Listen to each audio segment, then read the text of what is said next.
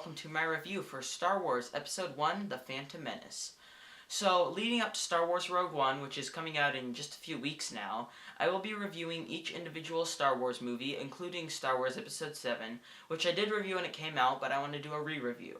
So, in November, I will be reviewing the prequels, and the first one up, Star Wars Episode 1, The Phantom Menace. So this film revolves around Qui-Gon Jinn and Obi-Wan Kenobi, trainer and apprentice, who find themselves stranded on Tatooine and meet a young boy named Anakin Skywalker, who they find to be incredibly strong with the Force, and in the meantime, the Sith are starting to rise up again, even though they were believed to be extinct, and in the meantime, there's also a peace treaty, and there's all this stuff going on, and this film is quite convoluted. So, Star Wars The Phantom Menace is a film that many were disappointed by simply because of the huge excitement going around it. Just like, I've heard that it's just like The Force Awakens, where people were stoked for this movie to come out. People were watching the trailers and crying. People were just buying tickets just to go see the trailer and then going out of the theater and buying another ticket to a different movie just to watch the trailer. They were making tons of money with this movie already before it had even come out. And many were excited for this film. I was not born yet, so I could have not been excited, but if it was similar to The Force Awakens and a film like this came out, I would understand why people would be disappointed, because The Force Awakens came out, it was great, people loved it, people were so happy that they got to see such a great film, but if that type of hype was surrounding a film like this, people would be furious, and people were, and I can completely understand why, because this film is terrible. Many say, oh, it was just the hype, it's really not that bad of a film, to which I say, I disagree with that. I do think that this is a terrible movie. It's honestly one of the most boring movies I've seen in my entire life. All of the conflict is completely uninteresting and entirely stale.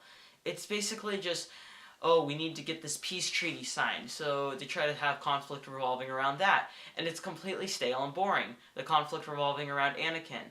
The pod racing scene may be cool, but it's completely stale and boring. Everything that goes on in this film is uninteresting, including the actors, which I don't think that that's their fault. I do think that George Lucas had a lot to do with that, including a lot of the staleness of the subplots in the film, but a lot of the acting in this film is also incredibly stale. The actors, they just had nothing to go off of. In fact, I heard stories that the sets were built just to the eye line of the actors so that they wouldn't have to spend that much on the budget and they could spend more on CGI, which just goes to show how much George Lucas paid attention more to the CGI instead of the actors, because gosh, do you get stale performances. Either that, or you get incredibly cheesy, terrible performances like the one from young Anakin. Liam Neeson looks like he's sleepwalking and is just tired of what he's doing. He's just delivering lines, and again, I don't think that's his fault.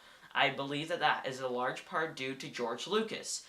Because all of the actors and the characters are just treated like ways to advance the plot.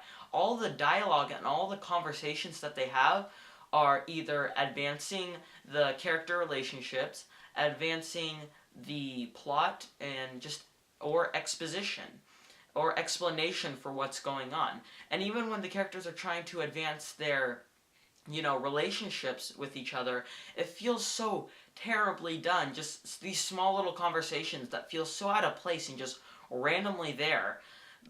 Besides that, all the dialogue is just people explaining things, which gets boring after a while. Maybe for the first 20 minutes that's fine to deal with, but after a while with this movie with a 2 hour and 16 minute runtime, it gets tiring and you get bored of it really quickly within the first 20 minutes, and by that point you realize, oh, I've got about 2 hours of film left to go and I'm already really bored.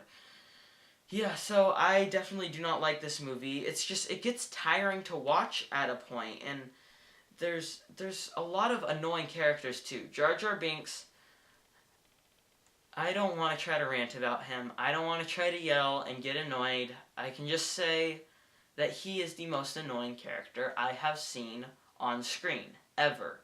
He just is there. He barely has any significance except to lead an army at the end of the film, which is a completely idiotic idea because he's a complete coward. He's just sort of there, and has fine CGI. He has really annoying dialogue, and that's all I want to say about Jar Jar Binks before I explode. This is one of the worst characters put on screen, and definitely the worst characters put in a Star Wars movie. Also, this movie is just riddled with cliches everywhere. They give up actual good storytelling to just riddle it with cliches throughout. So there's so many storytelling cliches, shot cliches, etc., etc. And speaking of shot cliches, the pod scene. So there are three things people like to point out with this movie that are good: the score, the lightsaber fights, and the pod racing scene. Well, I definitely do agree with the score, and that is absolutely one of my positives. Duel of the Fates is one of the best Star Wars written songs that we've ever gotten. I mean, that one I can listen to repeatedly. It's phenomenal. It's fantastic. Besides that, the other two I have to disagree with. The lightsaber sequences, to me, looked like dance scenes. They looked completely choreographed, and while I guess they were cool, they were just completely unrealistic, and it took me out of the movie. And also, the pod racing scene, I don't agree with that. It's nothing that we haven't seen on screen before. As Chris Stuckman mentioned in his review, a lot of the shots are done from the right perspective, and a lot of them are left to right, left to right, left to right. And that does get really annoying. After he mentioned that, watching it, I'm like, yep, that's exactly what's going on. And also, there's nothing interesting in it. It's not like it's anything that we haven't seen before. It's basically just a way for George Lucas to show off the CGI. And to get to that, the CGI is absolutely outdated at this point. I don't think it would look so terrible if it wasn't so overly reliant on it. There are so many shots with just pure CGI. The clone army versus the Jar Jar Binks species army, that fight looked so terrible now, simply because it's just CGI. That's all it is. And to today's standards, it already looks bad. I don't know what it's going to look like in 2060. And I believe that it may even be considered a far worse film after that. And everything in the film is just told in such a rush. They're just trying to get from point A to B to B to C, so on and so forth, all the way, in the quickest way that they can, because the scenes go by so quickly. The movie just sort of starts, and it continues going at such a fast pace, and it'll just randomly slow down and get insanely boring, as if the fast-paced part wasn't already boring enough. And then it'll just go fast-paced. It tries to get through everything so quickly, and it's done terribly. And overall, I have to say that I hate The Phantom Menace. I don't understand why some people would say that it's a fine film, it's okay, it's not that great. For people who dislike the movie, if you like the movie, that's completely fine, it's your opinion. But if you think that the movie's okay and you're on the less side of it, I'd like to hear why you think that and why it's not a terrible movie, because honestly, Star Wars The Phantom Menace is not one of the worst films I've ever seen, but it's still terrible. Again, one of the most boring I've seen in my entire life, super tiring, and that is why I give Star Wars The Phantom Menace a 3 out of 10. Alright, that concludes my review. Pay attention next week for my review of Star Wars Episode 2, Attack of the Clones, which should be a very interesting one to review. Alright, I am Robert Burke, and this has been The Clever Critics. Goodbye.